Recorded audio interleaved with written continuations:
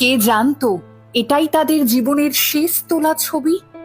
স্বামী স্ত্রী আর ৩ সন্তান, একটা নিমেষেই সবটা শেষ। একই পরিবারের ৫ জনের এমন পরিণতি যথারীতি নাড়িয়ে দিয়েছে সকলকে।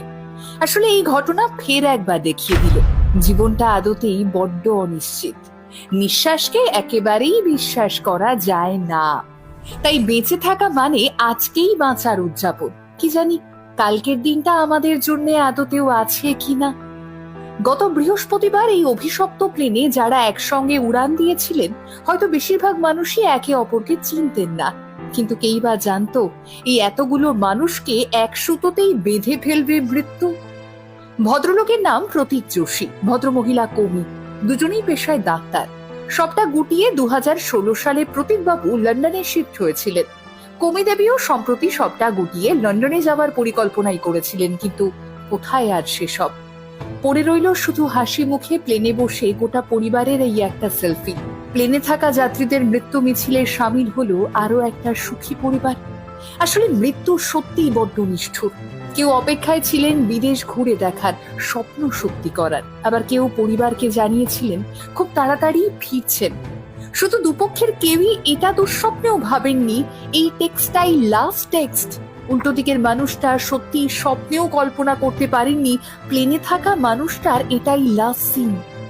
এই মানুষগুলোর মধ্যে বেঁচে থাকার জন্য যে কি তীব্র আকুতি ছিল তা আমি আপনি সত্যি হয়তো বুঝবো না।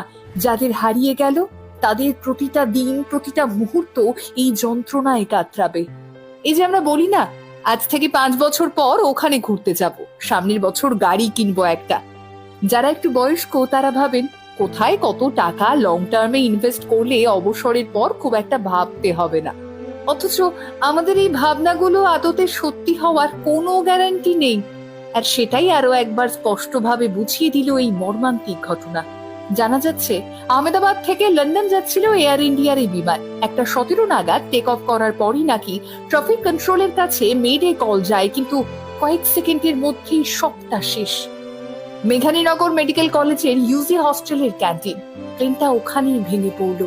সেই মুহূর্তে ডাক্তারি পড়ুয়ারা যারা ছিলেন তারাও বুঝতে পারলেন না একটা মুহূর্তের ব্যবধানেই তাদের জীবনের সামনে এসে কড়া নাড়ল মৃত্যু। জানা গিয়েছে বিমানটিতে ২১৭ জন প্রাপ্তবয়স্ক এবং ১১ জন শিশু ছিলেন।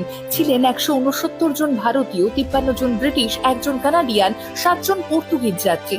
আর এই ৪-৫টা দেশকে একটা মর্মান্তিক ঘটনা মাত্র কয়েক সেকেন্ডের একই হাহাকারে আটকে দিল। স্বজন হারানোর আর্তনাদের থেকে বেশি যন্ত্রণার আর কি বা হয় বলুন তো। ক্রমশই অনেক যাত্রীর ছবি ভাইরাল হচ্ছে।